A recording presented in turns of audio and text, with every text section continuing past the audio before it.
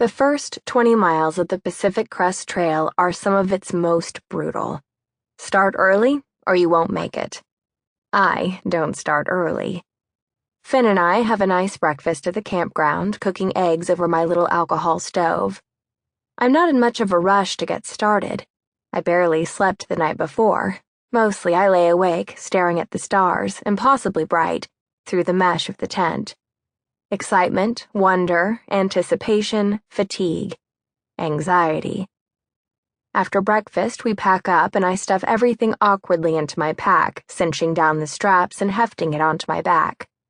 I have 7 liters of water in there for today's 20-mile waterless stretch in the desert sun, plus 7 days' worth of food. It's 100 miles to my next resupply, further than I've ever hiked before. And I don't know yet how far I'll be able to walk each day. My pack feels crazy heavy, like a wild animal has jumped down onto my back. Finn walks me to the border monument, and I fumble with my gaiters, my sunglasses, everything that is strange and new. We flip through the trail register, look at the big graffitied wall. The heat is already suffocating. "Goodbye," I say at last to Finn.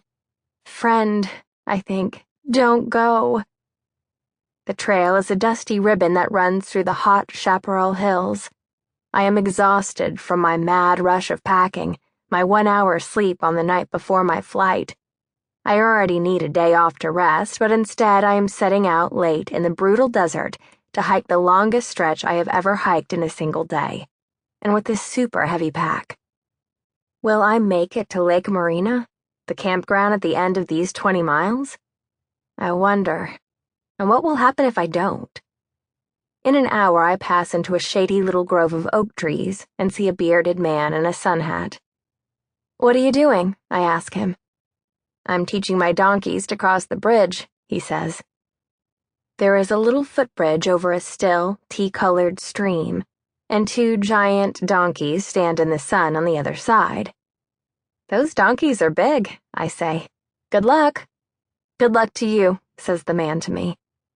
I plod along the sandy path, my pack like a giant hand crushing me into the earth. What is even in this thing? Fear, probably. Fear that this or that will happen. My fear is crushing me into the earth.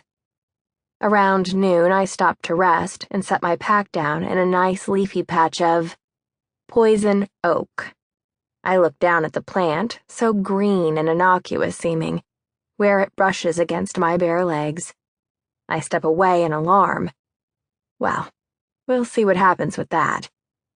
I lift my heavy pack back onto my back. Well, by 2 p.m., I've gone just 8 miles, and I am so hot and dizzy that I can barely walk.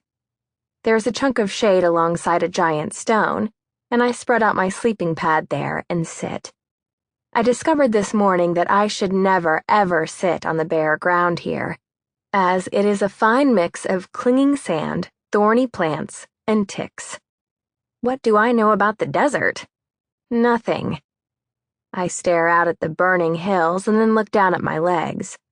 The skin below my running shorts is brown with dust that has clung to my thick coating of sunscreen. I pull a log of salami from my pack, unwrap it, and immediately drop it in the dirt. I pick up the meat and scrape the sand off with my knife.